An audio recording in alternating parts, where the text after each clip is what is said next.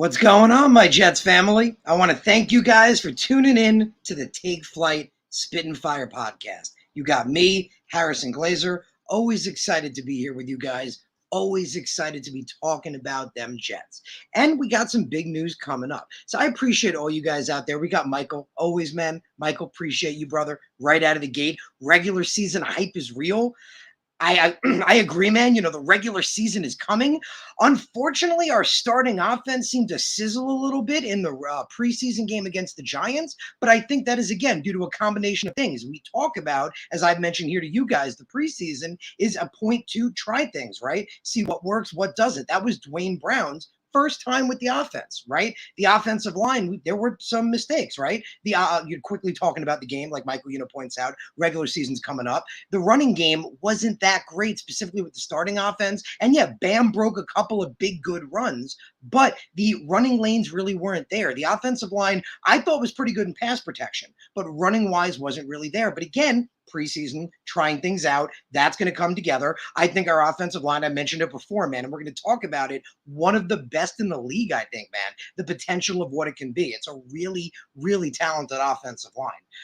So, and yeah, so regular season hype is real. Regular season is going to be starting soon. But as you guys know, the 53-man roster cut is tomorrow. That's a big thing.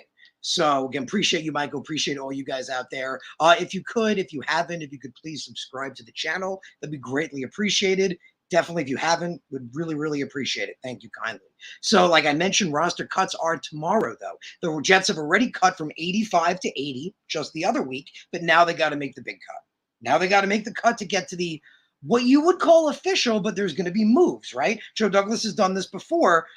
I'm going to talk about why, and we're going to double back to why there may not be as many moves as we've seen in the past, potentially, and that's a good thing, but it's not official yet, but it's the 53. The 53-man, what you go into the season with, and it's a big cut. I mean, I'm not the best at math. You guys can calculate it yourself. We got 6,373. That's 27. That's 27 guys being cut. That's a lot of names. It's a lot of names being called. And Joe Douglas said it himself. Right now is one of the hardest times in the business because these are guys that have been there in training camp, right? In OTAs, when the pads were off, when the pads got on, like working, right? Grinding, putting it in every day. Guys that this was their I hate to say it, I don't want to get upset, but it's true. Some guys that maybe it was their only opportunity, or they looked at one of their only opportunities, a guy from a smaller school, or a guy that didn't get a chance. It's tough. Joe literally said it himself. This is the hardest time right now to be in football because he has to call a lot of young men in and break their dreams. And that nobody wants to do that. Nobody wants to do that. It's like, think about like what it feels like to fire somebody, right? Like, I don't think I could do that. And then to do that 27 times, Joe Douglas has got the fortitude, man. Like, I mean, GMs, they have to have that fortitude, but you got to cut it down to 53. So you got to make some tough decisions. So I do have to bring up the Jets roster. I do apologize I didn't bring that up yet. Here we go. Meant to bring that up. So what we're going to be doing today, and I'm excited to do it with you guys, is we're going to make our roster. I always tell you guys, and all you guys out there, I appreciate you tuning in, appreciate you being part of the podcast and, tuning in, tell me what you're thinking, right? So we're going to go through this, tell me in the chat, let me know any thoughts you have, comments you have, ideas, whatever. We'll go through it. We'll talk about it. Excuse me. But we're going to put it together. So wait, that didn't, we're going to put it together. There we go. So we're going to put it together as a group. So you guys tell me what you think. We're going to go position by position. And you guys tell me what you think. I'll give you my opinion. I'll give you my 2 cents. But you guys tell me what you think. Who we're going to cut, who we're going to keep. And together, we're going to put together a 53-man roster. So I'm excited about that. I can't wait to get into it. And again, appreciate all you guys tuning in. If you want to let your buddies know on Twitter, YouTube, tell them to come in as well. It's going to be fun. We're going to do it together. So let them know in the chat, please let me know what you're thinking. Bring out your comments, bring anybody you want to bring in. Appreciate all that. So let's start with the quarterbacks, right? So to me, the clear and cut, obviously, as you look at Zach Wilson, you're not putting him on the IR, right? Because he's supposed to be back maybe week 1. He might be ready to go week 1, which again, Joe Flacco going against his Ravens, that we've talked about, that's a great story, right? A team that said, you're not good enough anymore. For Joe to come in with this loaded team and go, yes, I am. Like, that's a freaking awesome thing. I'm excited about that. But Zach could be ready week 1. If not, he's ready like week 2 tops, maybe week 3. You don't put a guy like that on IR. It doesn't happen. So Zach's not going on IR. So you have Zach Wilson, and then obviously you have Joe Flacco. There have been people out there, and you've probably seen them, who have suggested that we train. You could please let me know what you think. If I'm crazy, remember, you could let me know. Tell me you think I'm nuts. Please, if you think I'm out of my mind, let me know. You disagree with me. You're more than welcome to disagree. It's a conversation. But there's people out there saying trade Flacco. That's crazy. Joe Flacco is your quarterback too. Just because Streveler and White looked great against backups doesn't mean that Joe Flacco is not your QB2. That shouldn't be the conversation. We've talked about him. Man, insanely has, and this is a crazy stat. I had to look this up. It was like he's won every playoff game he's played in the first game that year. So every year he's made the wild card, he wins and goes to the divisional. Every year he skips the wild card, he wins the divisional, goes to the conference. He's won a Super Bowl. We've seen what he does. That's not an option. So you guys can disagree if you want, but trading Joe Flacco or cutting Joe Flacco is not an option. Flacco's QB2 until Wilson's better. The question is who's QB3? That's the question. Because could you keep 4 quarterbacks? And we're going to talk about that. I actually want to transition to that. This is a very stacked team, and I mentioned I was going to mention that before, so I'm going to transition back. I forgot I was going to mention it. You're going to let me know. If I miss something, just let me know. But in the past, Joe Douglas has always made a point to go out and get other teams, other, guys they cut, like who they cut at the line or who they cut at this, because you need to, right? You need to build your team. Joe has built a foundation. We talked about that, right? The foundation of the bridge that he's building is so strong that I think it was Connor Hughes, and I believe, shout out to him, he made a comment in the press conference saying to Robert Saleh, don't you feel like you have to make such a tough decision this year? And a lot of guys you're going to be cutting really shouldn't be cut and will make it in other teams, to the point where you're not going to look at other teams' guys to bring to your practice squad, but you're going to look at your own guys that you cut. And Saleh said 100%.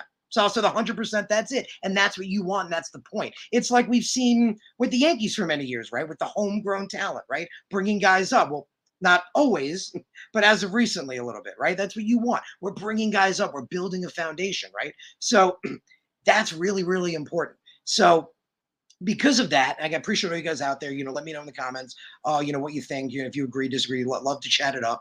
But because of that, we're building such a strong foundation that the guys we cut are the guys we're going to bring back. It won't be, I think, as much other years where, again, we look at other teams' UDFAs. I think it'll be a lot of our own. For example, we're going to talk about Calvin Jackson got cut. And again, you bring it up in the comment if you guys heard about that. Calvin Jackson got cut. That's a big one. I'm surprised with that one. You guys remember I've mentioned, I've given you my short takes, on YouTube and stuff, that my biggest thing with Calvin Jackson was I really wanted him to have like a Robbie Anderson-like UDFA rookie year. That's what I was looking for Calvin Johnson. And he kind of did in the last 2 games of the preseason. He had those awesome catches. But I wanted more of that. I wanted more of that to be like, this is the guy. Because we talk about, I love his roots. Like we've talked about, his father was an NFL DB. He's a cousin of Hollywood Brown. Put up almost 1,000 yards last year at Washington State. I love the kid. He may not make it through waivers. We have to hope for that. We have to hope he has to make it through waivers. The goal of the Jets right now is to bring him back on the practice squad. But he's been cut. He's been cut. And again, surprise cut. I would have liked to keep him, but we can talk about that when we get to the wide receiver room. Does that mean more Mims, right? Does that mean more Mims? Another guy we're going to mention is cornerback Javelin Guidry. Those are 2 guys that have been cut so far. So back to the quarterback room again. Zach's the guy, not putting him on IR. Doesn't make sense. Joe's the QB2. Anyone saying otherwise also doesn't make sense. Who's QB3? Mike White or Chris Streveler? Now, we've seen in this offense, a Zach Wilson-type quarterback thrives best in this offense. A quarterback that's mobile, athletic, that can move around, make throws on the move, anticipate things, fall out of the pocket, read the defense. That's Chris Streveler. I feel that way. And again, you guys can tell me if you feel wrong. Again, please chime in the comments. I feel like Chris Streveler has shown that he has what it takes to be a good quarterback in this system. And that's what matters, right? The whole point, and again, I don't want to bite my tongue so hard that it comes off, but I'm going to bite it. But if Streveler's in, that's because Zach Wilson and Joe Flacco can't play. We have to remember that. Streveler's QB3. So we can't keep 4 quarterbacks, because that's what I was getting at before. With this team being so talented, if it weren't as talented, you can make the argument, sure, let's keep 4 quarterbacks. But you can't with this talented team. We're going to talk about it. Tons of edge rushers, tons of other positions. We can't keep 4 quarterbacks. It's just not an option. So Flacco, Wilson, I say Strevler. You guys let me know what you think. You guys can chime in. You can tell me if you disagree. I'm going to start putting those two in the, so we got Zach Wilson, of course, Joe Flacco, and then you guys tell me. I again say Strevler. You guys again tell me in the comments what you think. Up to you. You know your guys' idea. I say Strevler. Mike White was good last year, right? But Mike White had a great first game. He looked really good in that first game.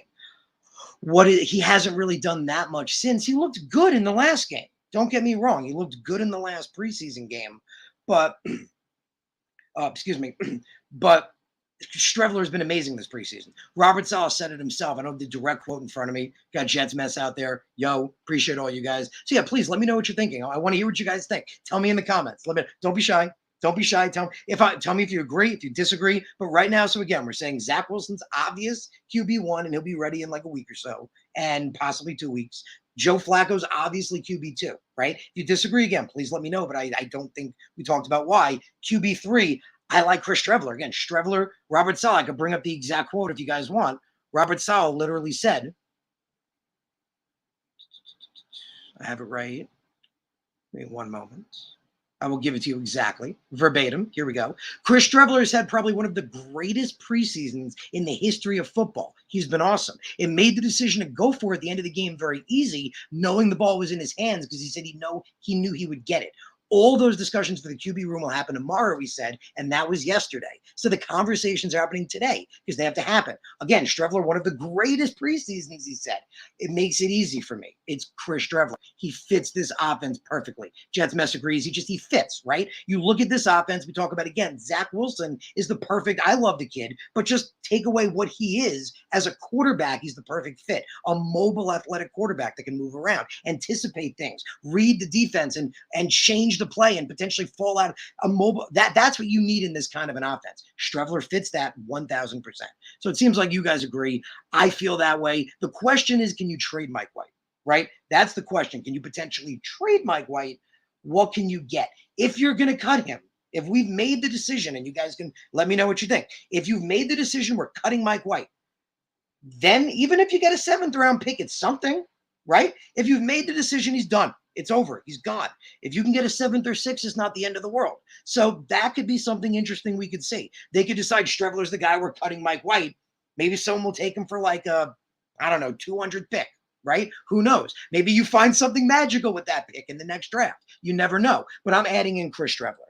So Chris, I think you guys agree that it's the answer. So again, please tell me what you're thinking. I want your guys, thoughts. I want your opinion. So we move on to running back now, right? So we look at running back. Obvious, Breece Hall. We're so excited about him. We look at the production he's put up. We're so excited for what he can be. And Michael Carter had a bad game, but it's going to happen. Players are going to have bad games. They're human beings. If they were perfect all the time, that wouldn't make sense. They're going to have bad games. Michael Carter is going to learn from it. He's going to get better from it, obviously. I've mentioned it before. I had again a short on it. You guys saw on my show. I put it out the other day. Excuse me. I'm excited about the duo that they are. I feel like together, and they make an outstanding combination because, like I mentioned in that quick short, the two of them are great after contact. The two of them excel after that first hit. That's what Joe Douglas wanted. He clearly had a type when he got running back. And I'm going to say it now, and you guys can again disagree. Bam Knight fits it. Bam Knight totally fits it. We've seen him hit the hole with unbelievable speed and then ping off a guy. The kid's great. Bam Knight looks unbelievable. I mentioned Michael Carter, talked about how he played this kid in college. Couldn't believe he went undrafted. Breece Hall pretty much said the same thing. So he's great. I watched him in college. Everyone's surprised, but I'm not. I get why he's great. I've said it before, and I'm afraid to say it. I'm afraid to say it because cuts are tomorrow. But if we cut Bam Knight, I anticipate it being the Danny Woodhead situation. I don't want to say it because it hurts coming out of my mouth, but I anticipate it being the Danny Woodhead situation where if you think about it, it's the same situation back then. We had a great backfield. We had Thomas Jones and Sean Green. It's a hell of a backfield. We didn't need Danny Woodhead, but he turned out to have a great career. It would have been nice if it was with the Jets. That's how I look at Bam Knight. The kid's going to be good. We can't cut him. So People have said, you guys can disagree. We may only keep 3 running backs, right? So Jet Mess mentions he wants to keep Parks. We're going to talk about safety. We're definitely going to get to that. But with running back right now, I want to keep deeper positions. Like I want to keep like extra edges and stuff like that. So I think we may, and you guys may disagree. Please again disagree. Let me know. It's your opinion. I think we may only be able to go in with 3 running backs. And again, the reason is you can put them on your practice squad, right? You can get guys there, hopefully not Bam Knight, right? But you can get other guys on your practice squad. You don't know, you could bring somebody else in. Hopefully you don't need anybody. Hopefully you don't need anybody else. But we want to keep them. We're going to talk about it. Maybe extra wide receivers, maybe extra edge rushers, right? Interior defensive linemen. When you do that, you have to take it in, right? There's 53 players. There's a max, right? There's a certain amount of players you can have. There's a cap. I know, and we all do it right. If we like, I want to keep this guy, I want to keep that guy. Next thing you're like, oh, we're at 75. Or like, oh, we're at 66. You have to anticipate. So because of that, and again, you may disagree, I say we only keep 3 because we're going to have to keep more other positions. And we can always go back and add a running back. So I've said this before, and I know other people have agreed with me, that if we're only going to keep 3 running backs, I love Tevin Coleman. Don't get me wrong. He's a great mentor. He's a great leader in the locker room. He's a great presence. But we know what Bam Knight's going to be. And again, why let the Danny Woodhead situation happen again? Why let it? So Tevin Coleman is older, right? I mean, he's good, but he is what he is. So I say we keep 3 running backs and we keep Breece Hall, Michael Carter, and Bam Knight. That's my mic drop, if I may. That's my mic drop. So maybe you guys agree, and if you disagree, please let me know. But again, you have to sacrifice at some positions if you want to be deeper at others, right? You can only have 53, like we said. I say we keep Bam as the 3rd. So like JetMed says, we have 2. That's so funny, bro. That's like, remember the old, there's too many cooks in the kitchen? That's like, there's too many cooks in the kitchen. That's the same thing. We got too many mentors on this team. I love Tevin Coleman. I love the kid. Don't mean he's a great, I say kid, he's not that much younger than me, but he's a good guy. And I mean, I like him a lot. But I love the potential of Bam Knight. We all do. We're excited about what he can be. I liked what he could be before the preseason. We talked about him. And then he's been great in the preseason. He's shown he fits this offense well. When the offensive line against the Giants wasn't opening a lot of holes, he got yardage. Bam Knight got yardage. So I want to see what this rookie can do. So I think you guys would agree. If you disagree, let me know. But I'm thinking we get to the running back room. So again, with the quarterbacks, we kept 3. I'll put it in right now with the running back. We're keeping 3. And again, we can change it. You know what I mean? Like we can go back and say, okay, we have 50. I'm thinking now we go shorter at running back because I think you're going to agree. We're going to go deeper when we get to edge. When we get to edge, we talk about this. Guys are like, I want this one. I want this one. Next thing you know, we have 7. So running back, we keep 3. We have, and again, this is Breece Hall and Michael Carter, putting him in now, are going to be an unbelievable duo together. That's the duo. That's the great duo. Bam Knight is just that 3rd component, that 3rd running back, that nice guy to have. And I think we should do that. So we go wide receiver. You guys agree. Love it. Now, wide receiver, we could go deeper. And that's kind of the point here, right? Wide receiver, we could go a little deeper now. So obviously easy. We got Elijah Moore, wide receiver 1, baby. We got Garrett Wilson, who's looked like a wide receiver 1. Like I've said, it's going to take time, right? Elijah Moore, it took time. It's natural to take time. But I don't want to jinx it. So I'm biting my tongue and crossing my fingers. But it doesn't look like it's taking Garrett Wilson time. Like we talked about it. He went against A.J. Terrell, and he beat him. An all-pro first all-pro cornerback.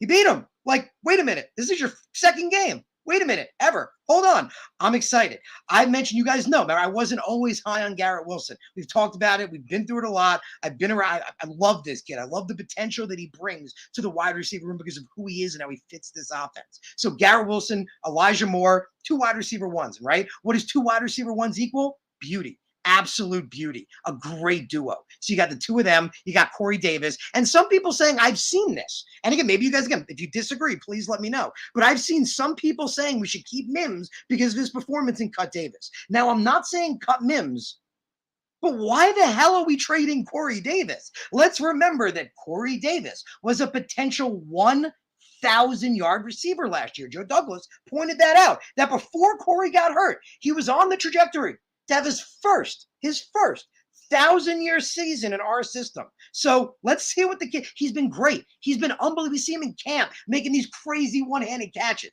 So Elijah, Garrett, Corey, 100%. Three of those guys are part of it.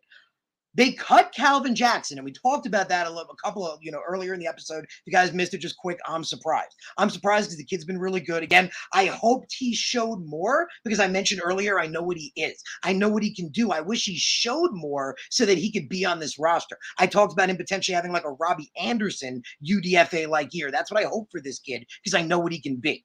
He was cut. I think that means Mims stays. And again, he's looked good. I had a little, if you guys saw it, the short on this as well. Denzel Mims' biggest problem is that he's not part of this offense, the starters, right? He's not part of the starters. Well, like Robert Saleh said, everything on this team is earned. Nothing's given away. It's not like, oh, you were like Sauce, right? Even Sauce had to beat out Bryce Hall, which he did. He did. And don't get me wrong, I still like Bryce Hall. I will say, I still like him. I feel like he had a bad game. Like Robert Saleh said, it was bad. It was really bad. One game doesn't define you, but Sauce is going to be amazing. Sauce, DJ Reed's going to get healthy, and they've talked about it. DJ Reed is good. He's been a little banged up, and that's why they're taking him slow, but they say he's good. They're taking him slow on purpose because they want him ready for the regular season. So the lockdown duo of them is amazing. Again, I still like Bryce. I think he's got a lot of potential, but it's clear those two are the guys. 100%, and I love it. I love that. And Michael Carter II has looked unbelievable. I mentioned that too. Excellent slot guy. Because we're talking so much about the outside guys, we sleep on that. So we went off topic, which I do. If you guys want to reel me back in, I went off topic. We're talking about wide receivers, and I'm talking about quarterbacks. So we're going to come back to quarterbacks. But we said Garrett Wilson, Elijah Moore, Corey Davis. The point was, I think Denzel, okay, I remember the point. So Denzel Mims says he wants to be a starter. Right? I want to play. I want to play with the starters. Like Saleh said, nothing's given. Like Sauce pointed out, like Sauce had to earn that position. Last year, and I mentioned this on the short I did, we've spun it positively, right? We've spun it that last year was an outlier for Denzel Mims, right? He's been great. His rookie year, so much potential. He looked like he could really, really be that wide receiver one with the height, the speed. Excellent Baylor. Supposed to be a first-round pick. But like I pointed out in the short, we could spin it another way. That was his first year in this system. That was his first year in a Robert Saleh system. And yes, he came in weak. We talked about the lower leg strength and needed to be better, right? You need to have that lower leg strength, which he didn't have. He came in at a disadvantage, but still, that's how life works, right? I know I'm not going to go through it because I don't want to sob story you guys, but I've had disadvantages in my life too. I guarantee every single one of you has had a disadvantage. You don't go, oh, I have a disadvantage, so that's it. Denzel Mims had the chance last year to earn his way through the ranks, and he didn't. In fact, he didn't know the playbook, and he made mistakes. He actually made more mistakes than he did good things. What was the joke? I think the joke was he had more penalty yards than regular yards. See, he was in the doghouse, and he's upset about that. So I get him wanting to be a starter, but at the same time, you have to earn it. Well, like I pointed out in that short, that's how you do it. If you want to earn it, you have to show. That's what Bryce Huff did, right? You guys know I've had him on the episode. I'm a huge Bryce Huff fan. He knew, and I guarantee if you ask him, he would mirror this. He knew that he's going to get limited opportunities in the beginning because he's an undrafted guy. He has to show in those limited opportunities so that he can get more opportunities to show that he can be the guy. That's how it works. If you don't like it, it's like a ride, right? If you don't like the ride, pardon my French, get the fuck off, right? If you don't like the ride, get off. That's how it works. So Denzel Mims had a chance. It didn't happen, right? But he had a great game. This could be what earns him the favor. I don't have it exactly in front of me. I'm pretty confident out of his 7 receptions, he hauled in 6 of them. You can fact check me. Please fact check me. I think I'm pretty close. Out of his 7 receptions, he hauled in 6 of them for 102 yards and 1 touchdown. He was great. He was excellent, which is what you need to do. Again, if you want to be a starter, show you're worth it. Elijah Moore, Garrett Wilson, and Corey Davis are ahead of you. If you want to be ahead of them, you have to earn it. No one's going to hand it to you. So he wanted to get traded. But Remember, like Robert Saleh said, they asked Robert Saleh, and I know, and you guys have mentioned, I mentioned it to you guys in the past. I like to bring you guys a lot of, the beat reports and a lot of what Robert Saleh is saying, because I think sometimes things are taken out of context. And you remember with Denzel Mims, a lot of it was the fact that it was disgruntled and bad. But I put this out, and Robert Saleh did mention, he literally said this, and I'm going to give it to you exactly. I purposely put this out with, because people put out, his future, which was a little murky, his performance today. But this one, hold on. Where is it? Here we go. Wait, no, that's not it. Why can't I find it?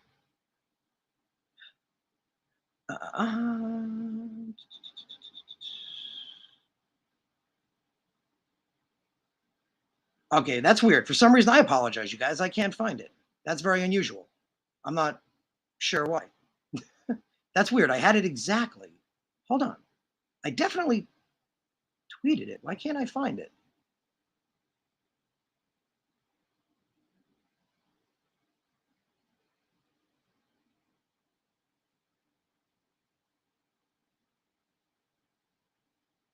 Okay, I think it was the other day. That's why. So I'm going to go back a little bit. It was before the game.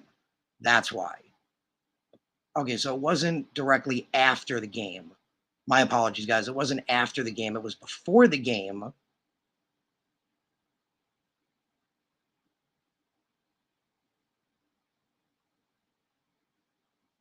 Here we go. So it was before the game. It was just, I apologize, my guys. I want to be 100% factual with you. And I think that's important because I do feel like, and again, I love a lot of them. I'm a big fan of Connor Hughes. I'm a big fan of his work, but we've seen it, right? We've seen sometimes narratives are spun, right? Players will say something and they'll take a section of it because it spins it a certain way or it looks negative or positive. I'm not a big fan of that. So during, and I want to give it to you exactly, that's why I was looking very specifically for it. So on the August 26th interview, when they were asking about Denzel Mims, and he was talking about how he looked good in OTAs, and he was frustrated. This was the day right after the trade talk. When he asked him about Mims, he said, "We've got to do what's best for the organization, and he's one of our better players. We've got to find a way to make this work." I emphasize the last sentence. We've got to find a way to make this work. So it's different than just, like I pointed out with Joe Douglas before. It's so read between the lines. You know what I mean? He's basically saying that, yeah, there's a potential he could be traded, right? There's a potential he could be traded, but if we can, we want to keep him. He actually said, and I believe I have it right here as well. I want to give it to you. I think it was the next day. Yes, it was after the game. So that one was before the game. That was on the August 26th interview. So I want to make sure I'm exact with you guys. On the August 28th interview, the one after the game, the one that night, here we go.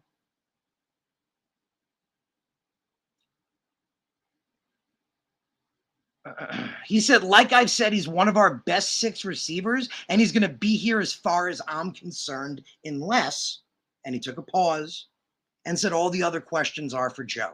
That's exactly what he said. And that's the best way to think about it. Because like he said, I'm not Joe Douglas. I can't control the situation. I'd like to keep him. Robert Saleh is saying he fits this system. And I think he showed that he does. And I've mentioned this before. If somebody's good enough, not everybody, but if somebody's good enough, they transcend systems, right? They transcend being this or that or fitting this. Like, I don't know, Travis Kelce, for example. You're going to tell me Travis Kelce can't line up at wide receiver? I'm not saying he's going to put up 1,000+ yards, but he's not going to be okay. Like, I mean, some guys can just do it. You know what I mean? So you look at a guy like that, he can, Denzel Mims, he has a lot of potential. Like we said, last year he didn't show it.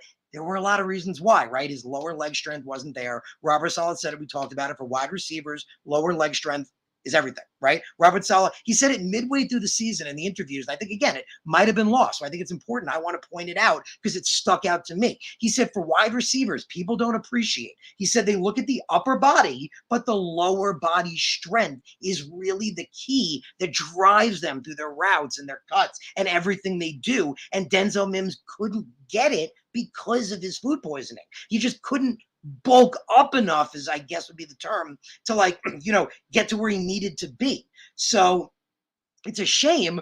I thought he looked really good this offseason, right? I thought he looked really good. He looked lean. He looked in excellent shape. So I appreciate all you guys in the chat. I appreciate all you guys, saying, you know what you're thinking. We got Sherb out there. Sherb saying, agree with you on the Mims coming to the party late. But he definitely has way more upside than Barrios and Smith and isn't too far behind the top three.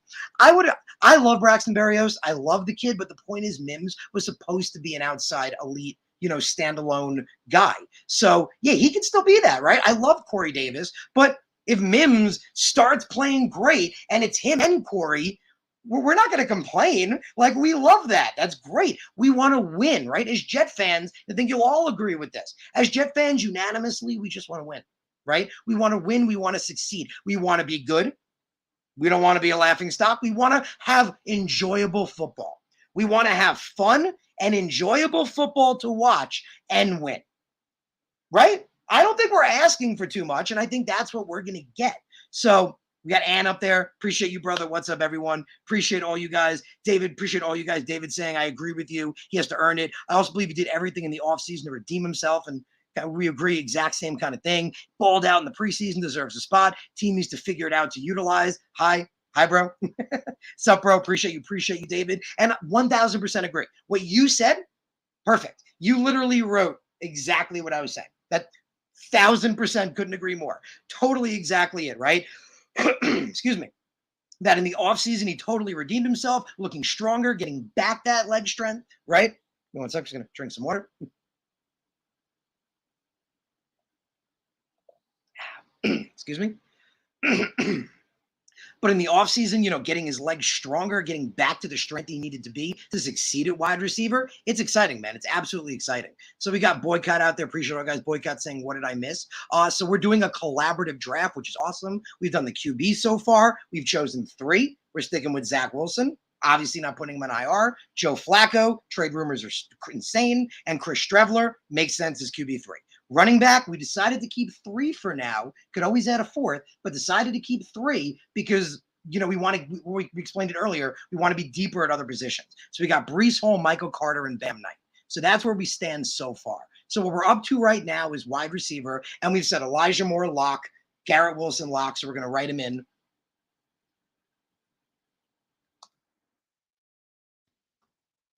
Elijah Moore, Garrett Wilson, Corey Davis, and it may surprise you guys, but I think you will agree after we just talked about you pencil in Denzel Mims too. Denzel Mims is a starter. Could he still get traded? It's possible, right? Having that big game, could that be what entices somebody? Could somebody be like, damn, he had 100 yards right after he wanted to be traded. He asked to be traded and then balled the hell out. Maybe that was his idea of showcasing himself, right? Is it possible? Could somebody call and say, we believe Denzel Mims should have been a first-round pick. He looked freaking awesome in that last preseason game. We'll give you a third-round pick. Joe might take it. Joe might 100% take it. So a lot of balls in the air, right? A lot of things can change. A lot can move. But they cut Calvin Jackson, which I'm not a fan of. I don't like it, but I get it. I get it because we're so deep in this wide receiver room. So I'm going to bring up the roster just to make sure we don't leave anybody out because the wide receiver room is deep. That's the thing. The wide receiver room's got a lot of dudes. So we go down to wide receiver. Let's see. Here we go. So Braxton Barrios, obviously, let's pencil him in as well. So Braxton Barrios, he's not going anywhere. We paid him for a reason. He's the slot guy. Again, pretty exciting. People, you know, I think, where was it? We got Sherb pointed out, excuse me, that he might have more upside than Barrios. He should, but, you know, Barrios, man, looked good. Barrios, man, had his career season last year with Zach Wilson. It was his best year with him. So I'm not saying he's going to be great. You know what I mean? Not saying he's going to be great, but so boycotting, I appreciate you. Let me know, right? Please, there's a collaborative 53. We're doing it together. So again, if you disagree, let me know. If you want someone specific, let me know what you think. So shout out to Boycott. Boycott activation says Barrios, Jeff, and Mims. Mims, I think, is a lock, again, unless we trade him. Is it possible? Does Joe get a good enough deal? Again, we've watched him rip teams off. I've joked when teams get off the phone with him, they want to file an incident report because they've been robbed. But, man, I don't know, man. Most likely Mims makes the team. And, again, Zach Wilson, he's going to be returning. He's going to be coming back week 2 pretty much. Maybe week 1, but week 2, you want as many weapons as possible, right? No team says, oh, Lord, my quarterback's got too many good people to throw to. This is such a problem. I don't like this.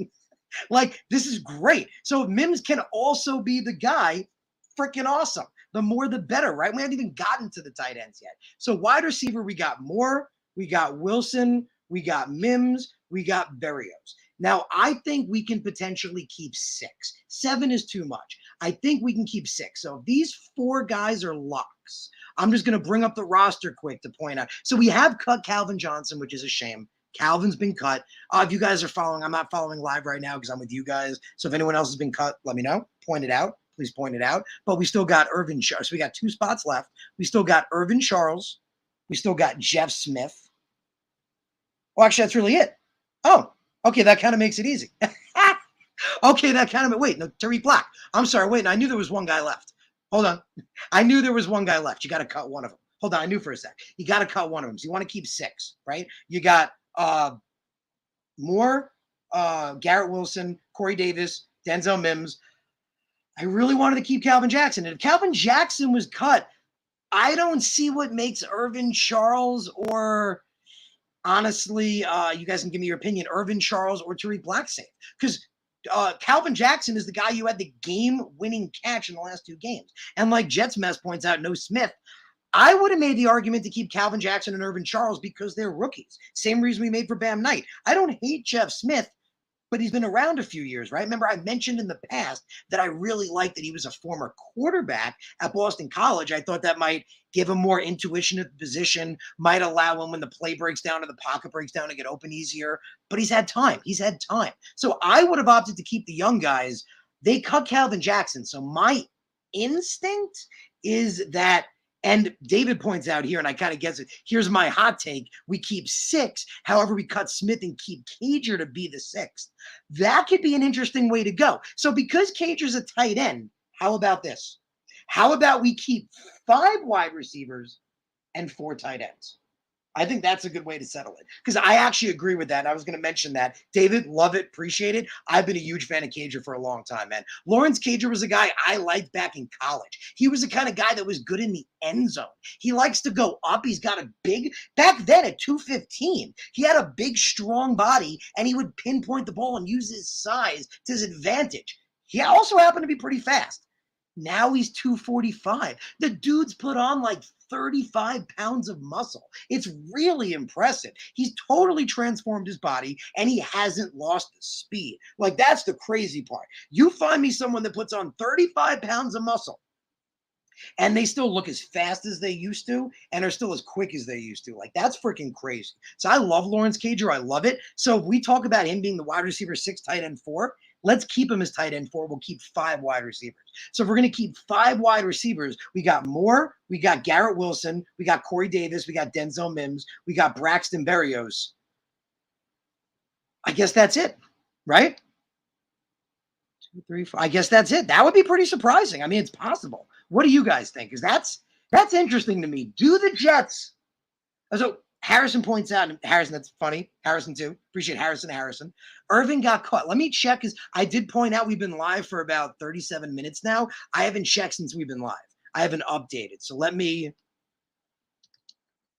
go on quick with you guys. And you guys please update as well. You guys probably get it faster than me, most likely. So if you have an update, you're 100% sure, let me know. Let me know what you're thinking. But I'm going to bring up and see if there's any updates that I can find.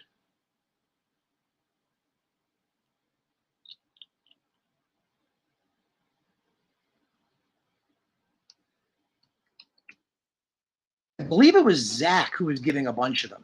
Zach Rosenblatt, shout out to him, was very effective with giving a bunch of them. He pointed out that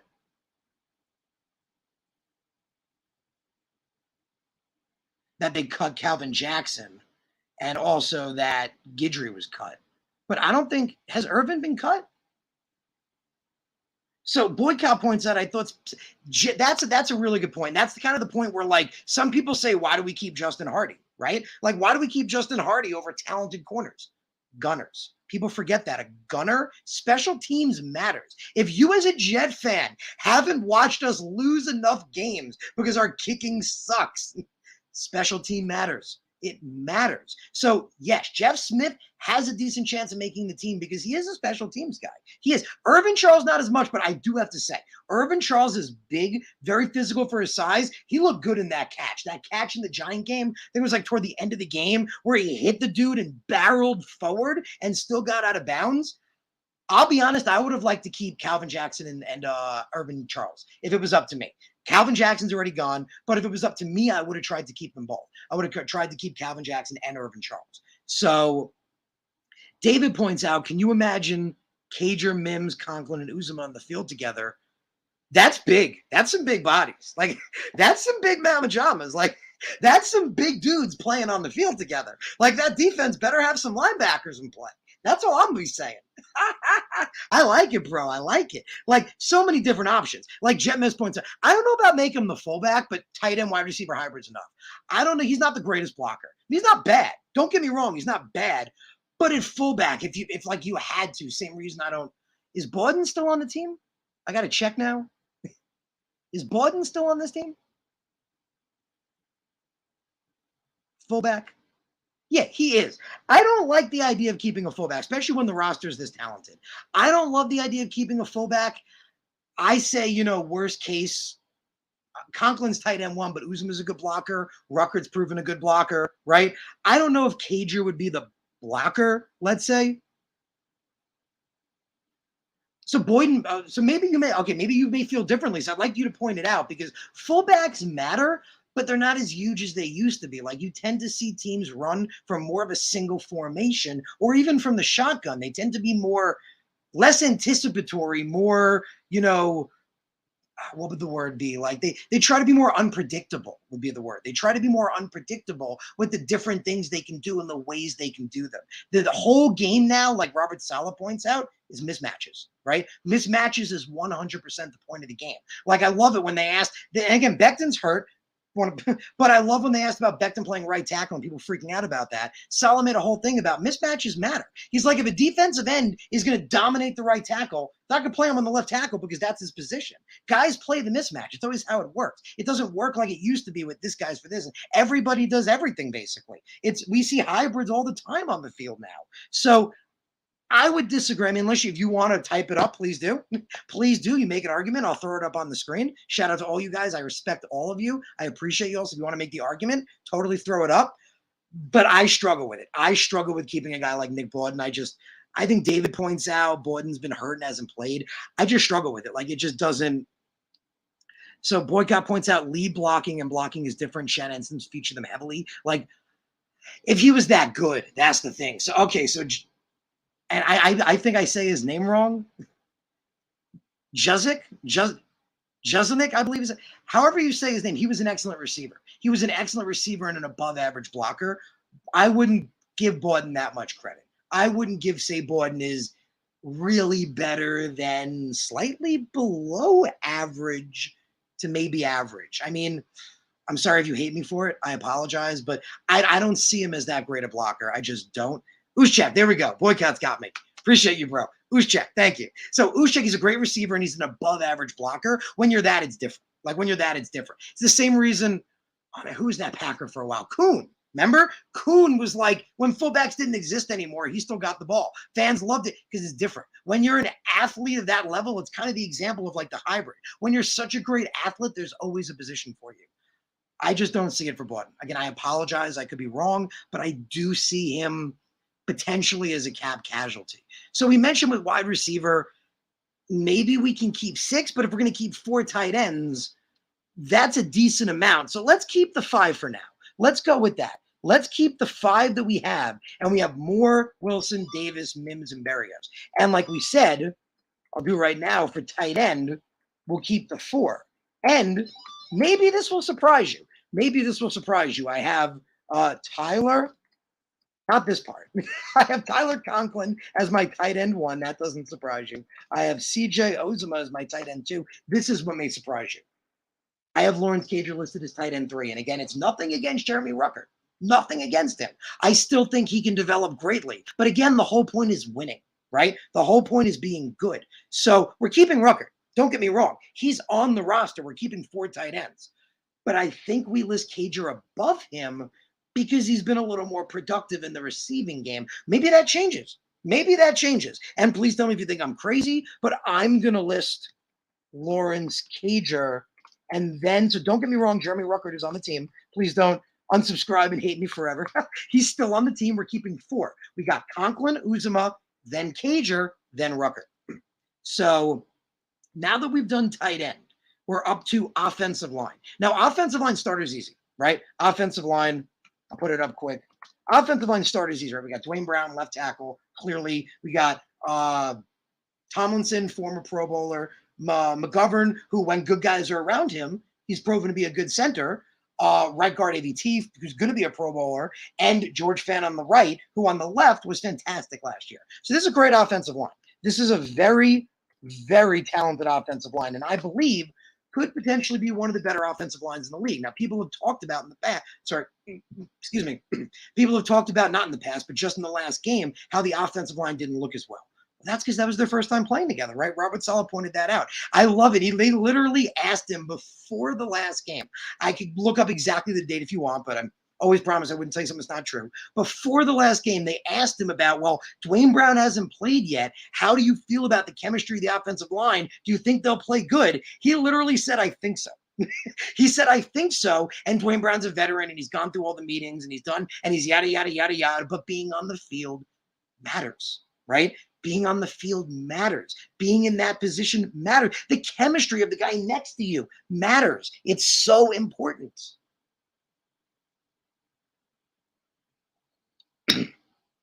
So, yeah, they struggled a bit, specifically in the run game, not in the pass game. The pass game was pretty good. They failed to open running holes. I think that will change. And again, Bam Knight showed he could do it even without the holes. So I'm excited, man. Bam Knight looked really good. We talked about him. But offensive line, we got our 5, right? So I'm going to put them in quick. We got Dwayne Brown. We got Lakin Tomlinson next to him. We got Connor McGovern, who you guys know how I feel. On his own, if he had to hold the line up, we'd be screwed. But if he's the weakest link on the offensive line, we're doing something right. So next to him, we have AVT, and then George Fant.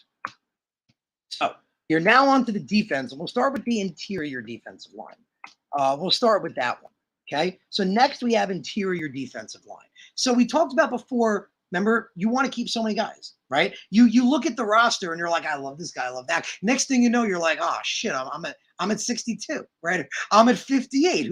Who do I cut, right? So let's look at this quick. So far we have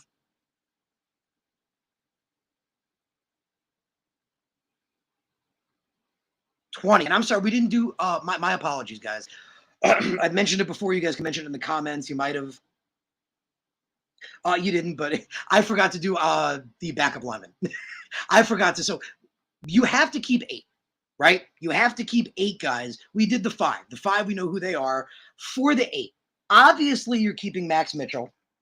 I'm going to put him in. You're keeping Max Mitchell. You got 2 more spots. That's 6. You got 2 more left. I'll tell you what I think. And I think most of you would agree that Nate Herbig should be one of those guys. Our backup offensive line has not been good. Our backup offensive line, if they had to be graded, it would be it would just be bad. They have not been that good. Nate Herbig has been one of the few bright spots on it. He's not great. I mean, he's not ready to be thrown in with the starters, but he's a formidable backup. Again, compared to the crap he's around, let's be honest. Compared to the crap he's around, he looks good. So most would say they want to keep Dan Feeney next. So I'm going to go here and put Nate Herbig. Now, here's where it gets interesting, and you guys can disagree. Most want to keep Dan Feeney next. I love Dan Feeney as a person. Don't get me wrong. That dude is like the freaking man. Like, he is like, I love him. Like, smashing the beers on his head, just getting over. He pumps it. He's awesome. He is awesome. He's such a cool dude. But we're playing football. Football is what matters here. We're paying these men to play football. And Dan Feeney, we have to be honest, has not been good. Has not been that good an offensive lineman. So you can disagree. We can keep him. But I am going to throw in that we keep Grant Hermans instead. And hear me out why. So we've heard about camp fights, right? We've heard about camp fights happening at camp. And, excuse me, they've asked Robert Saleh about it, and he said there's something important to know. If it turns into like bloodshed and like who I am the Highlander. What if it turns into craziness? That's one thing, but it's going to be chippy. He said these are grown men playing a very violent sport. They're gonna when they're making contact. If they're playing well, they're going to get chippy with each other. You see the same guy. You see the same guy day in and day out.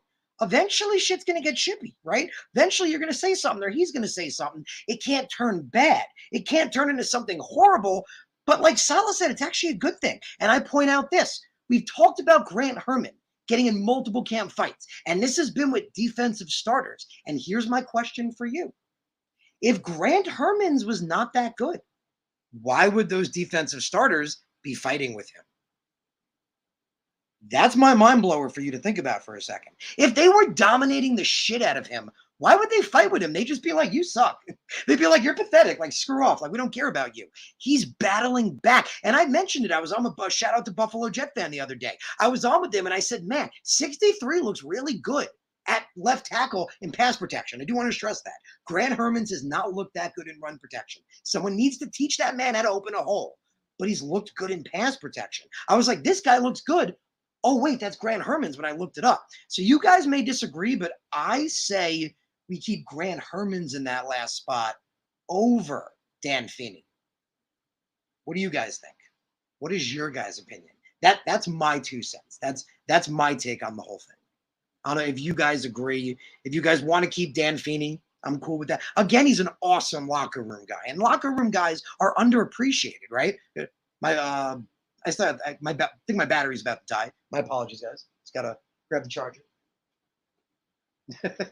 plug my computer in, or you guys won't be here anymore. I'll be talking to you, and you'll be like, "Wait, what's happened?" Okay, so we're plugged in. We're good.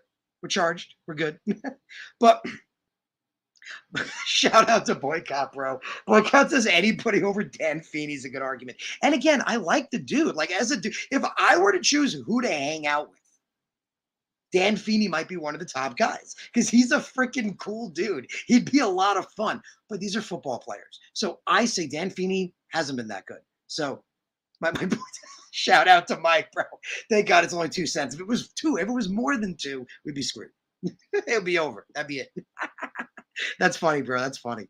So I say we keep Grant Herman. So that's my 2 cents. So we keep Grant Herman's there. And now you have 8 offensive linemen, which is the standard. That's about the normal to have. I wouldn't have any more than that. So you got Dwayne Brown, Lakin Tomlinson, Connor McGovern, AVT and George Fan as your 5, Max Mitchell, Nate Herbig, and Grant Herman's as your backups. And again, the beauty of it, Max Mitchell and Grant Herman's can both play guard and tackle. So I think that's a good move. Some will say Feeney can play center, but again, he's not that good. let's just call a spade a spade. He's not that good. So we've done offensive line. We're good with that. We're going to interior defensive line. I want to say this now, and maybe you guys will agree. I think the interior defensive combination, and I've saw it. Sorry, that wasn't English. I've seen it over the last 2 weeks. I've watched it. Sorry, not last week. Sorry, 2 weeks. Over last week. Last week when the starters played, I watched it. And I was very impressed. I watched it in camp a little bit, and I was impressed. The interior combination of Quinnen Williams and Solomon Thomas, I think might be underappreciated, man. Solomon looked good in that game. I was watching him. He was collapsing the interior of that offensive line really well. He looked very mobile. He looked good. Man, we've talked about how he's been underutilized his whole career. He was a glorious interior defensive lineman in college. And then Salah's like, play end. And then he's like, okay.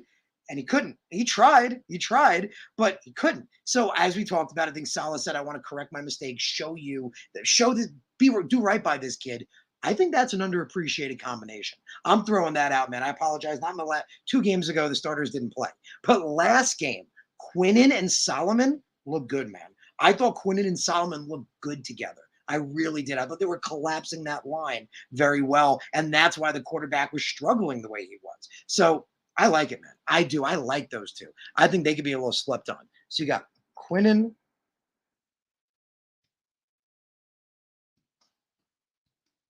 Williams, Solomon Thomas. Now, here's where this gets interesting. I want to put JFM on the interior. And not that he has to play there 100%. Don't get me wrong. I'm not locking him up and being like, this is where you play forever. I'm just saying if we love a lot of the edge rushers we have. If we love all of them, we can't keep them all. So I kind of want to put JFM listed as an interior defensive lineman, but he can play all over the line. He can play end, he can play interior, he could jump over the top and kill somebody. It'll be a lot of fun to watch. But I think we should list him as an interior guy because we have so many edge. Otherwise, we're gonna have like 8 edge. I don't know what you guys think. That's my 2 cents. So my 2 cents would be, again, JFM is both, right? We list JFM here, but JFM can play on the edge. We know that. But we list JFM here. I say we keep one more. I say we keep one more interior offensive lineman. I don't know what you guys think. My take is Jonathan Marshall.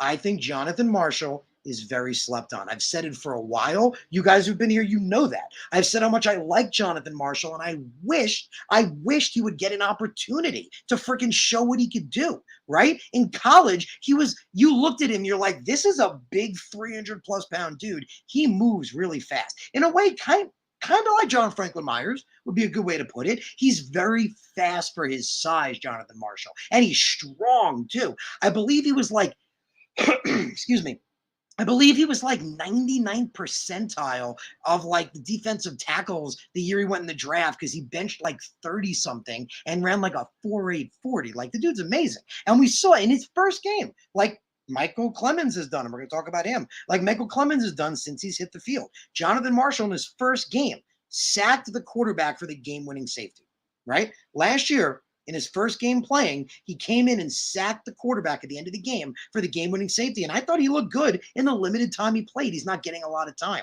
He's not getting much time, but when he is, I thought he's looked good. So you guys tell me what you think. I know it's a big one because shout out to Boycott. Appreciate saying, yep, I've been waiting for Marshall. If he pans out, I can forgive Joe Douglas for Jordan Davis. We just couldn't get him. It just didn't work out. Think about what we got, right? Think about the players we got. It just wasn't possible. That's the thing. Not like you wouldn't want him.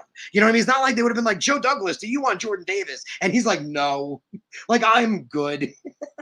It just wasn't in the cards. You know what I mean? It couldn't pan out based on our needs and based on where we drafted is the best way to think about Jordan Davis. But, excuse me. So we look at the interior. We got JFM. I want to bring up the roster for a sec to make sure I'm not leaving anybody out at defensive line.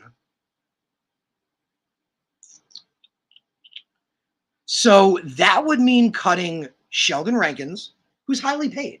And that's the thing. Sheldon Rankins is paid a lot of money, and the production really hasn't been there. You know what I mean? Like the production, not that he's a bad player. Like that's the thing. Not like he's bad, but he's not earning his salary. So I would like to see a guy like Jonathan Marshall. My take is when you have a guy as the third guy or the fourth guy, not the starter, but the third guy or the fourth guy, I'd rather keep the rookie or the young guy.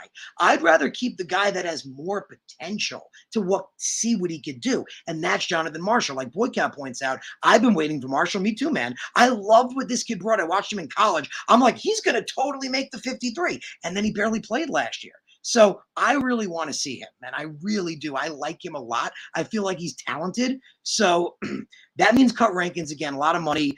I've joked about Nathan Shepard. The coaching staff for 2 years now has been telling me how much they love Nathan Shepard and how great he's looked. And for the life of me, I don't freaking get it. Like, I just don't get it. I don't see what they're seeing. I've wanted to cut Nathan Shepard for 2 years. So that's an easy one for me. Boycott points Tanzel. Bro, I like Tanzel. I wanted to keep Tanzel last year over Nathan Shepard. I wanted to cut Shep and keep Tanzel. I like Tanzel Smart. I do. I'd keep him if I could. And that's what we talked about at the beginning of the episode. This is tough. This is the hardest time for any GM. Joe Douglas has to call in these young men and shatter a lot of dreams. Shatter a lot of dreams. So, man, I would love to keep Tanzel. I would 1,000%, but I just don't see it as being possible. I think we can only keep 4 interior guys, and we said we're listing JFM in the middle. I'll tell you what, we'll pencil Tanzel in as a reserve right now. That's a good way. We'll pencil Tanzel in as at the end. If we have 52 for some reason, we'll come back to him. Because I'll be honest, I'm with you. I really like Tanzel Smart. I feel like I would have kept him last year over Nathan Shepard. So Jonathan Marshall. Now we're on to my favorite position. Now I'm excited, you guys. Now we're on to edge. I've mentioned this before. I think edge rusher is going to be the deepest position that we are going to keep on this team. And think about how freaking beautiful that is. So I'm just going to take a sip of water for a second. I'm very excited. I want to tell you guys all about this.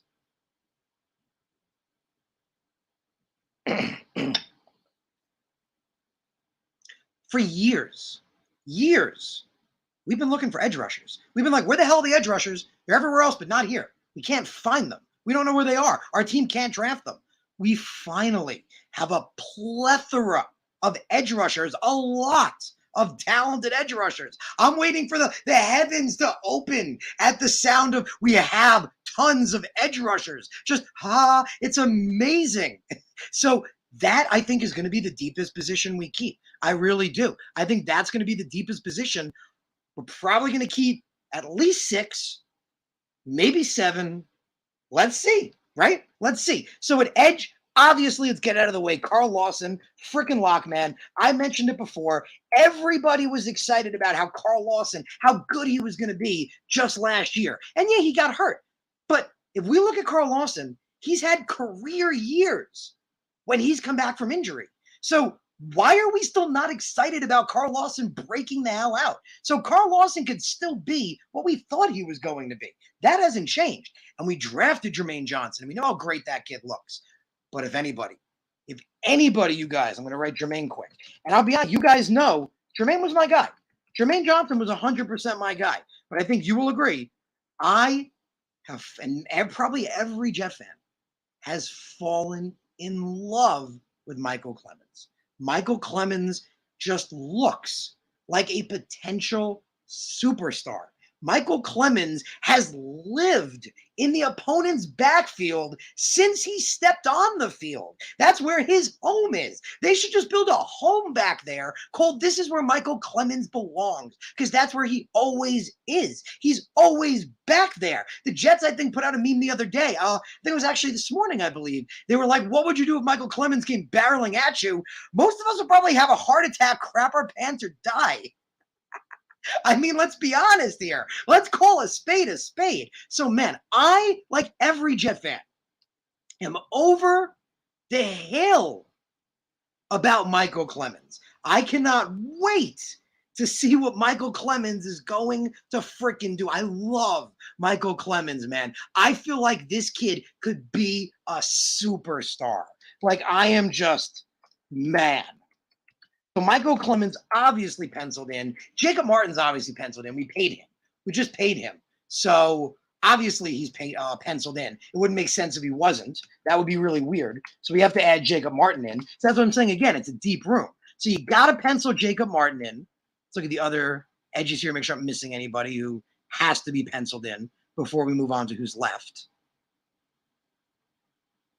So I think that's where penciled in. So far, and that's just penciled in. You have 4. You have 4 that have to make the team. These are 4 that are making the team no matter what happens, like no matter what craziness. And I'm going to be honest, I'm adding Bryce Huff. I'm doing that because I am a huge Bryce Huff fan. You guys may disagree, but I love that kid's potential. I think Bryce Huff has been absolutely unbelievable. Again, if you disagree, Boycott points out, Huff as well. You can't count Huff out. See, he says Lawson, he says Huff. Man, I'm a huge fan of Bryce Huff. Shout out to him. You guys have seen, I've had him on the show. I super appreciate him. He's a great dude, but he's also super talented. I loved him as an undrafted kid coming out of college. I couldn't believe he went undrafted. He was so good, especially in the Senior Bowl. Man, and Sherb points out, we're going to come back to Sherb, but I want to come back to yours for a sec. So, Boycott, you point out Bradley Anae. He's been good. He's been really, really good, but I think that could be a cap casualty. I do. Shepard's not an edge, so that doesn't work. You got Martin, obviously. You got Clemens. And Nye could be a cap casualty. So we're going to come back to Anae for a second. So far we have 4, right? We have Lawson, Jermaine. So we have 5. We have Lawson, Jermaine, Clemens, Martin, and Bryce Huff. Now that's 5. I think we can keep 7, maybe 8. So we have left, out of the 2, we're probably going to keep more, I would say. We have Vinny Curry, Bradley and I. We have Jabari Zuniga. And I think that's it. Right? Yeah.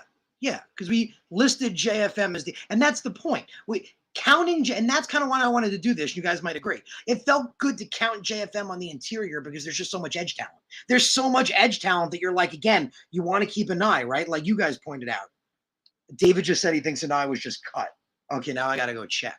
Okay. Now I got to go check this out. Now you guys can check too. I always say, you guys might find it before I do. So I got to go see what's going on here. And I might have been cut. It's possible. Let's see.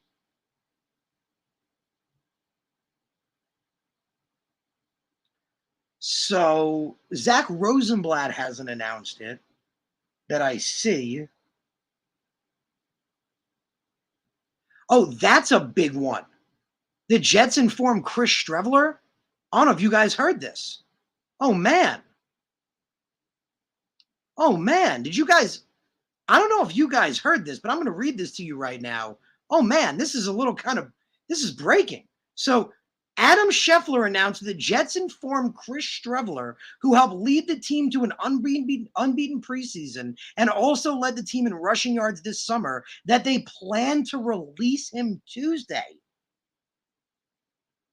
So according to Adam Scheffler, the Jets plan to release Streveler today. That's shocking to me. I would love to hear what you guys think. Please let me know what you guys think. Because again, as you know, I mentioned that, when we've been in here for a little over an hour now. I didn't look at the scrolling thing, but that's crazy. So the Jets just announced that, well, not Jets announced, well, informed, according to Scheffler, the Jets informed Streveler that he's going to be released. That's big. So that means the Jets are keeping Mike White as QB3. I guess that's what that means. The Jets aren't going in with two quarterbacks, right? Like, I feel like that doesn't make sense, right? Like, what do you guys think? You guys tell me. I don't think that means the Jets are going in with two quarterbacks, that they might cut Mike White too. So I guess that means Mike White is QB3. That's shocking to me. We talked just before we were live through the whole thing. We talked a while about how Streveler made a lot of sense as QB3. So shout out to Boycott, to Boycott Activation. Boycott says, makes sense. Mike White's more proven. He only played bad against the number one defense in the NFL.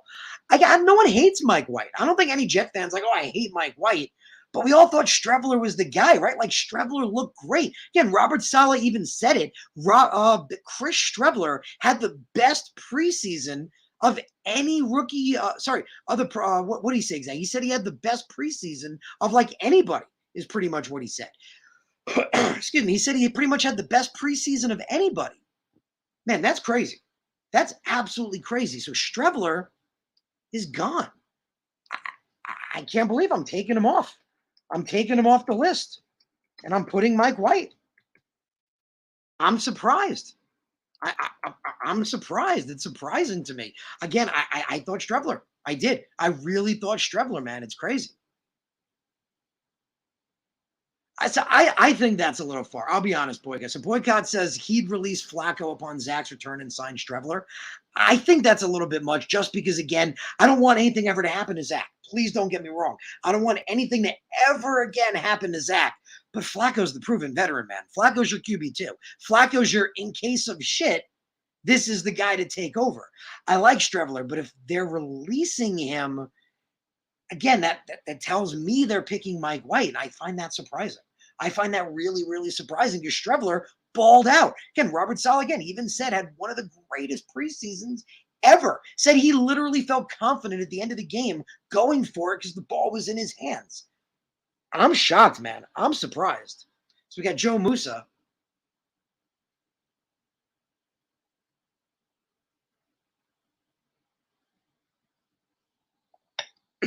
Again, shout out to all you guys. Appreciate all you guys out there in the chat. But please, bring your thoughts, bring whatever you're thinking. He says, I know the Jets would have cut Streveler. They're going to regret that move.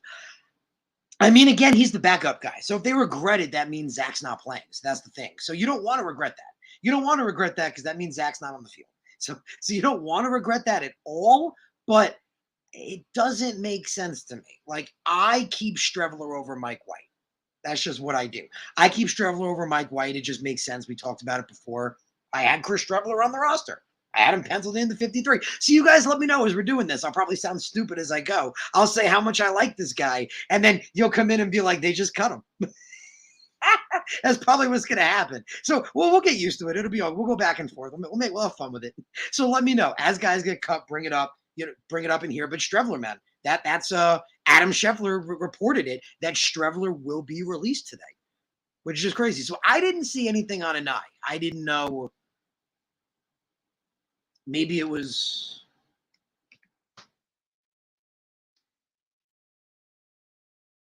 So Tom Pelissero points it out. So Tom Pelissero says, okay. So Tom Pelissero says the Jets are waiving Anai, likely headed to the practice squad if he's not claimed. That's pretty, yeah. So that's pretty fact. So if Tom Pelissero pointed it, yeah. So Bradley Anai's gone, and I was going to mention it. Boycott, who you mentioned. Where was it? You mentioned. Up here, you mentioned Anai before. I like Bradley Anai. Don't get me wrong. I like the kid, but it's the same thing. You only have a certain amount. Right? I'm telling you, all of you have done it, right? You've all gone and looked at the team, be like, I love that guy, I love that guy. You put it together and you're like, shit, I can't get it down to 53. Like, it's so hard to make you have to make tough decisions. No matter what, you have to make tough decisions. Anai's one of them. Anai's one of the ones where, again, had it balled out in the preseason. Absolutely balled out, looked freaking awesome. But it didn't work out. And I get it. I get it. It sucks. Again, like Joe said, it's what makes the business so hard. I can't imagine having to sit across from Bradley and tell him how freaking amazing he looked and also let him go at the same time. It's the name of the game. It's the business, man. It's the business. It sucks. So that's one guy out. So that's an A. So we have Vinny Curry left. We have Zuniga left. And I think that's it. Yeah. Yeah, we have Zuniga and we have Curry left if Anai is cut. So we have Zuniga, we have Curry left. You guys know my whole thing was keep Curry for the longest time. I hate to say it, but I guess they keep Zuniga. I mean, Boycott, points it out. Boycott says Zuniga's been balling out in the preseason. It's true. It's a fact. Zuniga's been balling out. So again, even though I'm not a fan, and I've said it before, I've been clear as day. If any of you guys, shout out to any of you guys following me since way back in the beginning in 2020, I said the two picks I really didn't like in that draft were Zuniga and Pirine. Those were the two guys I wasn't a fan of. So I haven't never been a fan of Zuniga. I just haven't. But if he's balling out, and again, he's the young guy, Curry's the older guy, I would say keep Zuniga. So he points out that Zuniga's been balling out. So I would say keep Zuniga. So we got 1, 2, 3, 4, 5. We'll make it 6. We'll keep it in 6, and we'll make it Jabari, Zuniga. So we got Carl Lawson, Jermaine Johnson, Michael Clemens, Jacob Martin, Bryce Huff, and Jabari Zuniga. Now, what's important, and you guys will probably agree, is to know where our count is, right? Because we can only have 53. Like we said, we'll get all excited and we'll put this whole freaking fantastic team together and we'll be like, shit, we're at 58. So at offensive line, we got 8. At interior defensive line, we got 4, which I think was smart to keep less guys. It's going to allow us to keep more in the back end. And 6 at edge. So altogether, we got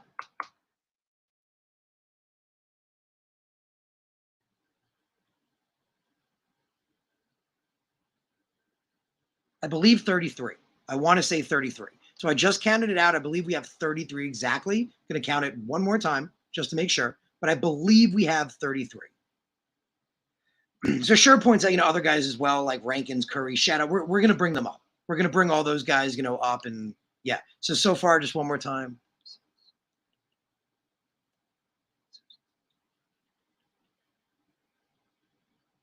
Yeah, we have 33. So we have 33. So we have 20 spots left. So we have 33 right now altogether.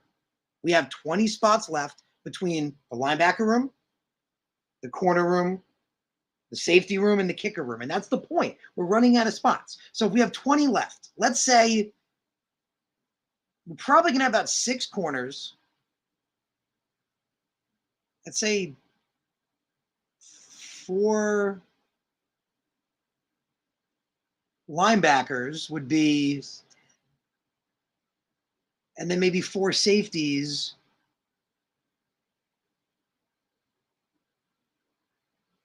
Okay, so we should be able to keep a little bit more. So we might be able to come back, and that's what's exciting. And I mentioned that before. I like this idea. Some people go above, and that you might agree with me. Some people go above and they take so many guys and they have to cut people off, and it makes it harder. I find it a little easier to add somebody because you have someone in the back of your mind. You're like, there's this one guy, like if I could keep him, I would, right? So let's go with the linebacker room right now.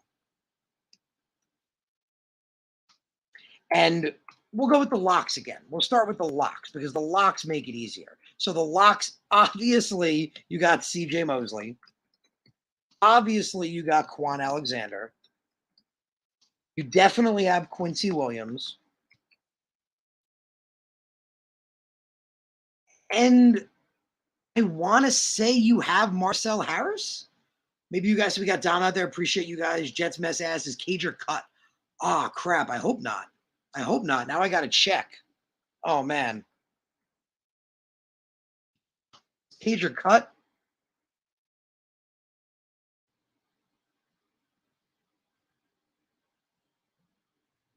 I don't hear anything. No, I don't see anything. Okay. Okay. No. Okay, you scared me. My heart was dropping a bit, bro. Unless there is. If there is, let me know, but I'm not seeing anything right now. So we got Dom. Appreciate you, brother. Shout out. Appreciate all you guys, man. Appreciate all you guys. Thank you for tuning in. Thank you for being part of the podcast. So we're at the linebacker room. I think CJ Mosley and Quan Alexander are an unappreciated duo. I do. I think the two of them together, man, absolutely dynamic. Quan's got to stay healthy. Again, Quan has had trouble staying healthy in his career, but when he's healthy, he's unequivocally one of the top linebackers in the league. He's been a great linebacker and really fits well in this 4-3 system. So Quincy should be really good as well. But man, you got those 3 guys as locks. The question now, where are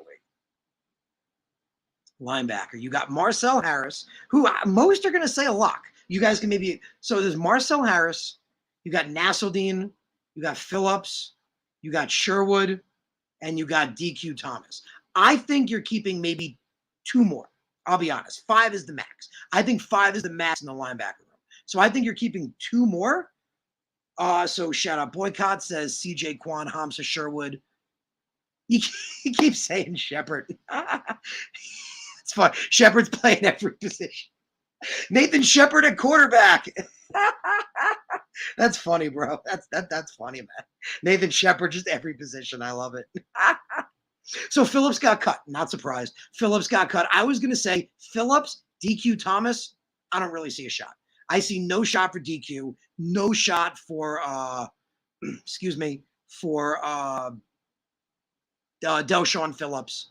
But at the same time, Sherwood and Hamza Nasseldine were his draft picks. Joe just drafted those 2 guys last year, and they weren't linebackers, right? Those weren't linebackers originally. So if they're not linebackers, let me switch to linebackers. We got edge up there still. Hold on a minute. I think I failed to type linebacker. There we go. Linebacker. So we're talking about linebackers. If we're going to keep those 2 guys were just drafted last year, and they were former safeties. Those are former safeties that Joe Douglas drafted, moving the linebacker position. Jamian Sherwood looked really good last year in the mic before he got hurt. I thought Hamza Nasseldine was a steal of last year's draft. I can't see those 2 guys not making the team. So my question to you guys is, do you keep Marcel Harris? Because I think both of them make the team. I think Jamian Sherwood, Hamza Nasseldine make the team. I do. And that's 5 linebackers. Do you keep Marcel Harris? That's the question. I'll be honest, I don't. I'm being honest. I don't keep him. I don't think he's bad. I don't think he's bad by any way, shape, or means. But they listed him as a starter. They listed him as a starter above so many other guys, even Quincy Williams in the beginning of the preseason. I thought we were going to see stuff from him. I didn't see that much. I didn't see anywhere near enough that I needed to see from Harris, especially in that last game. So up to you. Your guys' call. I'm saying we don't keep Harris and we keep the 5. And then we got CJ, Quan Alexander, Quincy Williams, Jamian Sherwood, and Hamza Nasseldine. That's my 5. That's why I say we keep. And we can always add somebody. That's the beauty of it. We can add somebody as we go. So, and I can throw it up to you guys. So at the end, I can throw it up so we can count it together. We could look at it together. So I'm putting it together right now.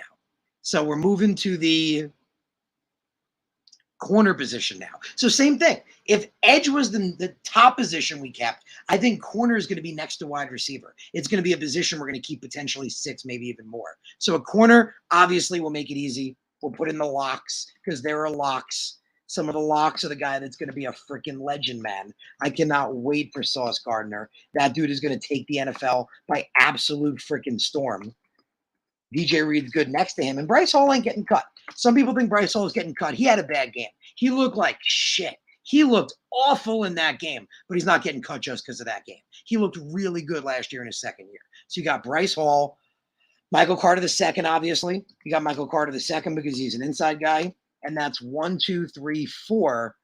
I feel like you got to keep Brandon Echols. You guys can let me know what you think, but I love Brandon Echols. I think Brandon Echols is an absolutely fantastic athlete. Again, I've mentioned of him the combination of the fact that Brandon Echols runs a 4.3 something 40 and jumps a 42.5-inch vertical is insanity. This dude can run with anybody and jump with anybody.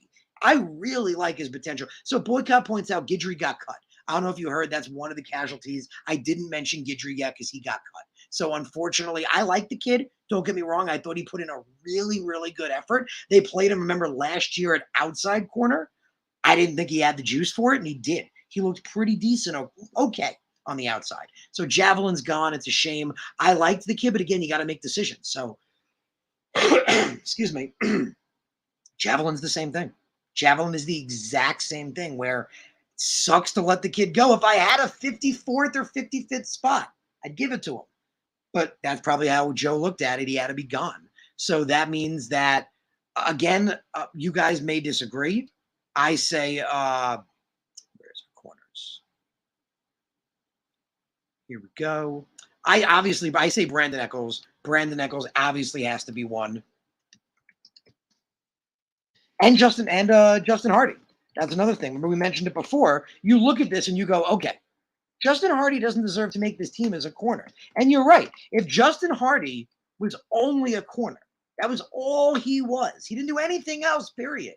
Then, yeah, there'd be no way he'd be on this team. It wouldn't make sense. But like I shout out, I forgot who, I apologize, but all you guys in the chat, you're freaking awesome. One of you guys mentioned earlier, special teams matters, and it does. Special teams matters. So Hardy's making this team because he's legit one of the best gunners in the league. Like, you catch the ball, and he's either in your face or seconds from being in your face. So he makes the team. So right now we got 6. We have 6. So we said before we had 33. So we're keeping 5 linebackers. So that puts us at 38. And now with these 6 corners, we're at 44. So we have, I think we can keep another corner. I do. I think we can keep another corner, and I like our cornerback room. Yeah, so like Sherb says, Hardy's probably a lock. It is what it is, man. Hardy's a lock, and he's a good guy. He's a good guy, and special teams matters. Again, when you've watched the Jets and you've seen us suck over and over at special teams, or allowed a guy to get a giant-ass run back as nobody gets to him, you want a gunner. You want a gunner, and that's what he is. So if we're going to keep another corner, so far, on Guidry's cut, so we got Isaiah Dunn, we got Rashad Wildgoose, and actually that's it. So I think I've given you guys my opinion before. I really like Rashad Wildgoose. I really do. I feel like that kid looked really, really good in 2018 and 2019. Sorry, maybe it might have been 2019, 2020. I'll bring it up for you right now. Don't want to, again, give you guys incorrect facts.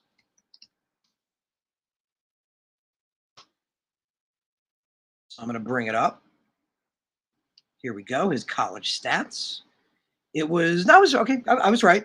2018, 2019. So he didn't play in 2020, but in 2018 and 2019, I thought he looked good. He looked like a kid that I was like, this is a later round corner I like.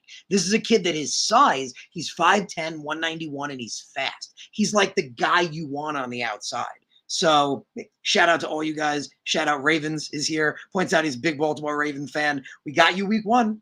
We got you week 1, man. Who are you going to be playing quarterback against, though? You can be playing Joe Flacco or Zach Wilson. That's going to be the $1,000,000 question. $1,000,000 question. But appreciate you, man. Appreciate you tuning in. Appreciate all you guys.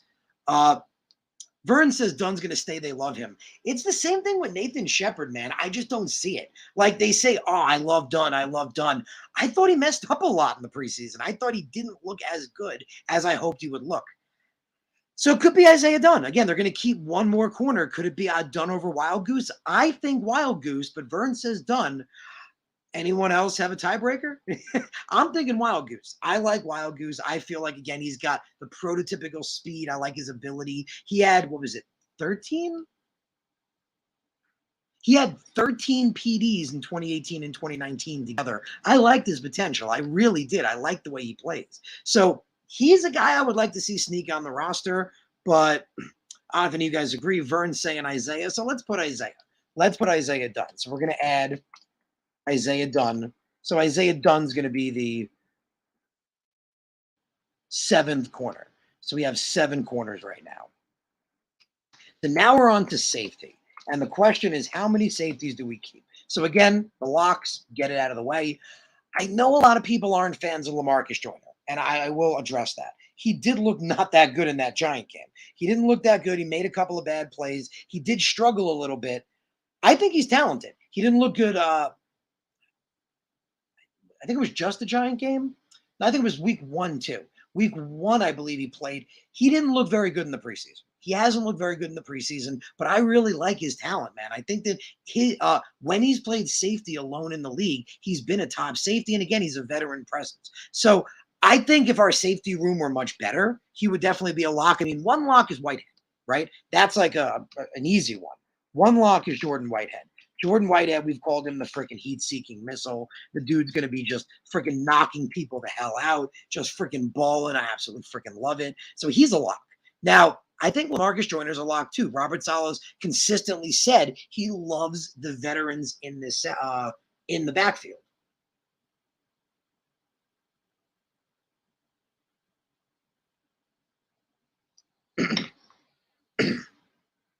So Robert Saleh specifically said he likes the 2 veterans and the safeties because of how young the cornerback room is. And think about it. DJ Reed's the oldest corner we got, and the dude's 25.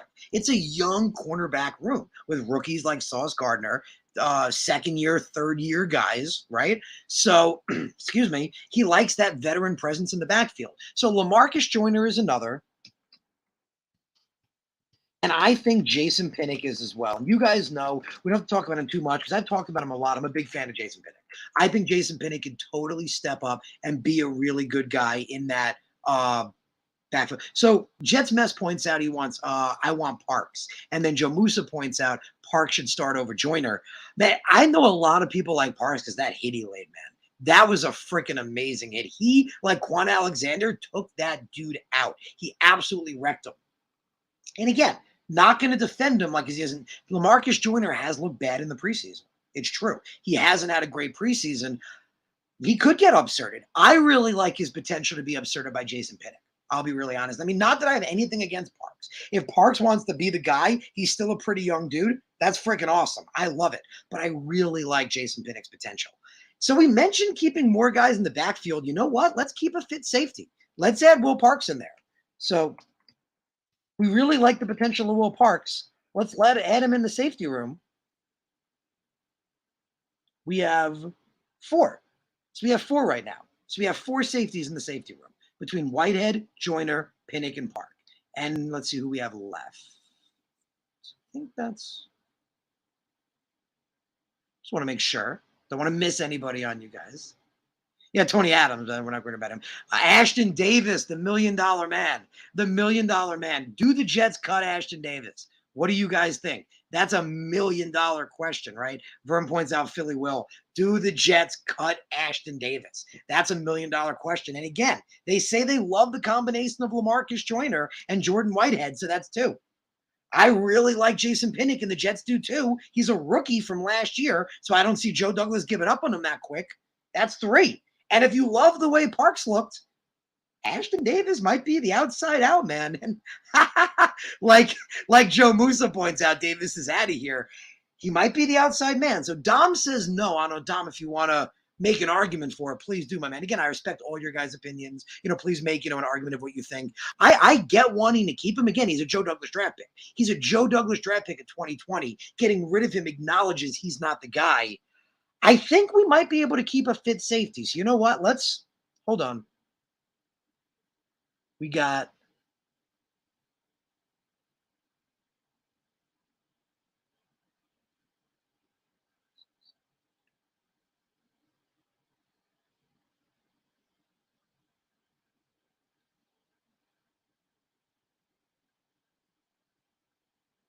we only have 49 actually. Oh, shit, we only have 49. We're doing good. We're doing we're doing good. We're cutting pretty nicely. We're doing good. We did do running backs. So Joe asked, did we do running backs? We're going to come back to that. So I'm going to throw that up with you guys in a second. So let me actually do that right now because the kicker and the punter are a given. That's a gimme. So let me throw my screen up so you guys can see what we're working with here.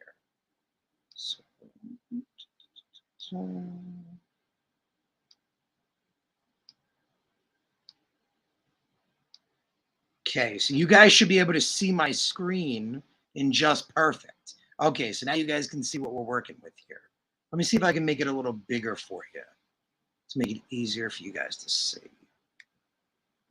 Perfect. Awesome. So we got 3 quarterbacks. And again, bro, it hurt taking Streveler off. I'm going to be honest with you guys. It hurt. It was tough taking Streveler off that list, man. So, and again, any other cuts come in, let me know. Joe asked, did we keep Knight? We did.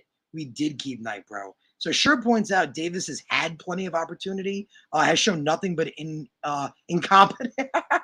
Incompetence. You got him, bro. Dig him, get him. But yeah, man, I mean, it's possible. Ashton Davis is a 2020 draft pick.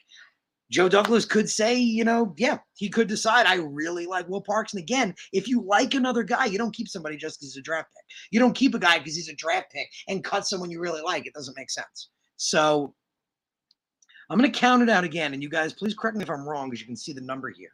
I'm going to add the kicker and punter, which is 2 people. And we got, of course, I just want to spell it right because Zerline's name is a little difficult to spell. So I'm gonna make sure I spell it right. So I'm just gonna go for it. Whatever.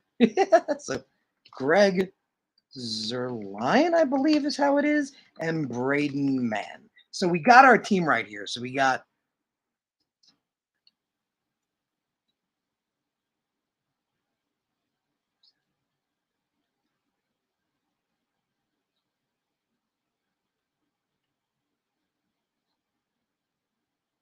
we have 52.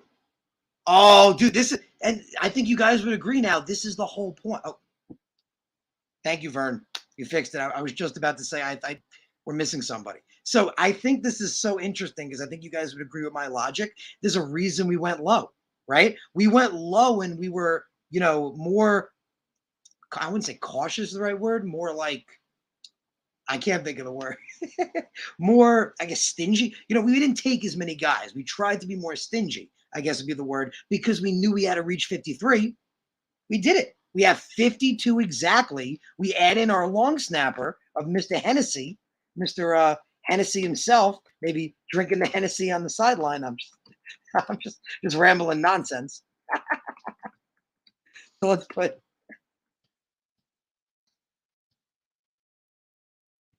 Okay, so you guys can check me again, please. I could be wrong, but I do believe this is 53. So let's count it together one more time.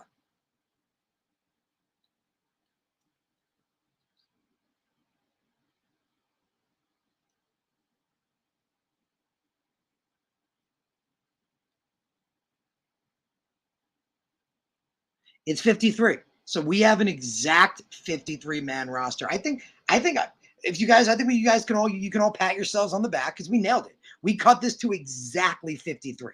So I'm going to leave it up for a sec so you guys can see it. I don't know if there's any changes you guys want to make. If there's someone that was cut, let me know because remember we've been chatting for about an hour and a half here. So I could have someone on this list that ain't a Jet anymore. So if there's someone that isn't a Jet, let me know on that list. I'll fix it. But we got a 53. We have a 53-man roster. And again, I liked Streveler, man. I did. I liked Streveler as QB3. I think we all did because we loved the energy he brought to the team, right? Mike White was good, in that first game he played. He had some good games since then. Obviously, he shouldn't have to play, and that's the way we should look at this. If Mike White or Chris Strebler were on the Jets, they should never see the field this regular season. That's the way we should look at it. Whoever those two should never see the field this regular season because it's Joe Flacco until Zach Wilson's ready. And knock on wood, got my wood right here. Nothing's happening again to Zach. Zach's playing that whole season, and he's going to ball out, man. So Joe points out we cut Smith as a wide receiver. We did. We did cut Jeff Smith as a wide receiver. It wasn't an easy decision. It wasn't easy. And the reason we cut him is because we kept Lawrence Cager. We decided we love Lawrence Cager's ability, man. He's just such a hybrid, excellent player. We really didn't want to lose him. So we looked at Jeff Smith as, he's had his chance. That's the way, and I've mentioned this to you guys as well. Excuse me.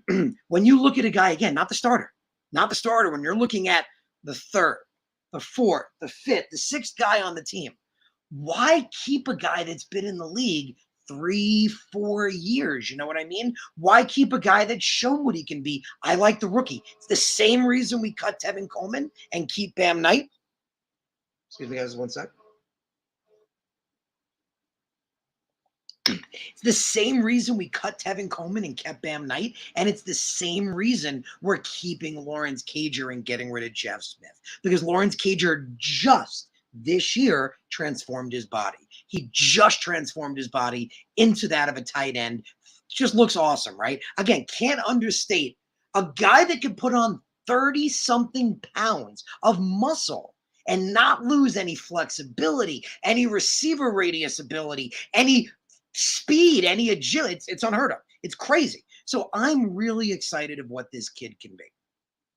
So I appreciate you guys tuning in. It's been an absolute freaking blast. I love all you guys. I'm going to put this up on Twitter so you guys can see it. I'll put it up. You guys can see it. You guys can, show some people that this is what we put together. But I love that we did it together, man. I love working with you guys because, again, we're a family. That's what it's all about, right?